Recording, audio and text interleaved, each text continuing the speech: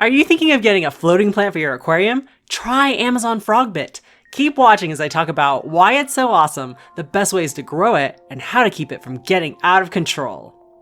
Hi, I'm a gamer's wife here with practical and proven tips to help fish enthusiasts like you. And I don't know why I didn't try floating plants before. I think I'm generally afraid of invasive things taking over my aquariums, whether they're snails, guppies, or plants. But when I was researching plants for my Shy Guys tank, I really liked the jungly look of floating plants and the way it gives everything a green tint. So cool. I just haven't had much luck keeping them alive. My first floating plant was dwarf water lettuce, which I still love, but all of the long roots fell off and the leaves just disintegrated away. Same thing happened to my red root floaters, just massive amounts of die-off and melting. I did manage to save a few, but that's a story for another time. Finally, I discovered Amazon Frogbit, also known as Limnobium laevigatum, and it's awesome! Comes from tropical slow-moving waters in Central and South America, and unfortunately has invasively spread to the United States via California. So do not flush this stuff down your toilet or put it in outside ponds where it can accidentally get caught on some bird's foot and spread. End rant. Now, Frogbit is also known as South American sponge plant because it has these thick, spatula-shaped leaves with spongy undersides to help with buoyancy. Supposedly, snails really like to eat that spongy material, so just follow my plant tip tutorial and treat it with alum first. I really like this floating plant because the leaves are about 1 to 2 centimeters in diameter, at least in my tanks, so even though it can grow quickly, it's much easier to remove than tiny little duckweed. I also love the long fuzzy roots because they provide great hiding spots for shy fish and they trap food for babies and shrimp to graze on. Finally, they're great at removing excess nutrients from the water and totally got rid of all the algae in my BETTA tank where I've had the most success growing it. As for cons, I don't like how floating plants get all over your arm and siphon when you're trying to do water changes, so that was definitely something I had to get used to. Also, as you can see, they'll readily multiply to the point where they cover the whole surface of your aquarium. That's bad because A, the other plants don't get enough light, and B, your fish don't get enough air because you need good surface agitation for oxygen to get replenished in your aquarium water. So if you see your fish kind of acting lethargic or gasping at the surface, make sure to remove a bunch of Frogbit or learn how to contain it, which I'll teach you how to do in a second. Now, everyone always says, oh, floating plants are so easy to grow, you don't have to do anything. But through trial and error, I found that Frogbit does best with the following conditions. Good lighting, definitely need a planted tank LED if at all possible. Good nutrients, which can come from fish waste and all-in-one liquid fertilizers. I'm slightly understocked in the Shy Guys tank, so I just dose Aquarium Co-op's Easy Green and Sea Chem Flourish Advance once a week when I do water changes. Nothing special. Lots of people say not to get too much water on the leaves, but I actually have lids on all of my tanks, and even with the high humidity and condensation falling on them, the Frogbit is still growing very well. Also, they really like slow-moving waters. If you look carefully, you'll see that the roots can really range from very short to very long. Unfortunately, those roots break off incredibly easy when there's a strong current or if I accidentally bump into them during water changes. That's also why they're so hard to ship, because the roots just all snap off and the leaves will melt if they get flipped over in the water.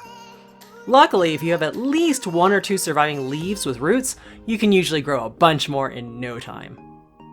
As with most floating plants, Frogbit is super easy to propagate. In the wild, they produce seeds from small white flowers, but in aquariums, they mostly spread via runners. Now, some people like to proactively pinch off the new plantlets whenever they grow, but I like to leave the baby plants on for as long as possible, really until they fall off on their own, because they seem to grow faster and bigger when they're sharing nutrients with the mother plant.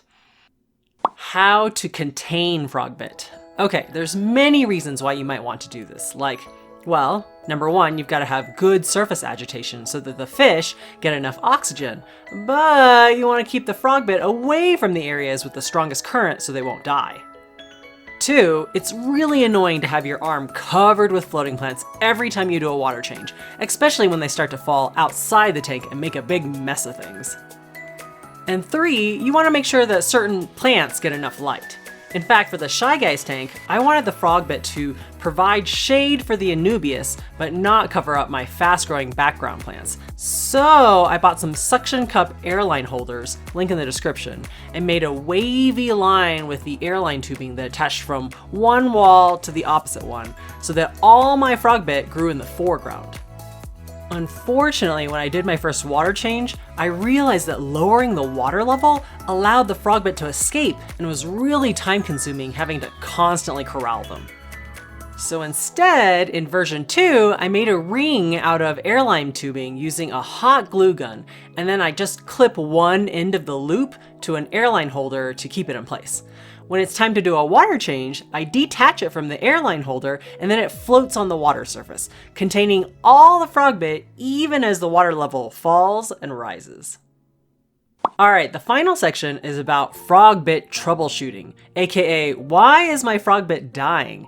So I actually have 3 tanks that grow Frogbit, and interestingly enough, they do better in some environments than others. The healthiest tank by far is the BETTA tank, and I think the reason why is that it gets the most amount of light because it has a top that's entirely made out of glass, so nothing blocking it. The flow is relatively slow. I have a USB nano air pump that's really gentle. The results are the Frogbit in this tank has the largest leaves out of all of them. It reproduces the most quickly, and the nitrates are super low.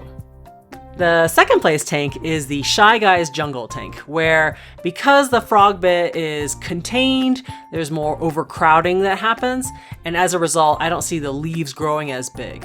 However, it does have the longest, luscious roots because that airline tubing loop protects it more from breakage. In this tank, I noticed that one area of the aquarium always had Frogbit that turned brown and mushy. Turns out that section wasn't getting enough light because the black plastic hood was blocking it and creating shadows.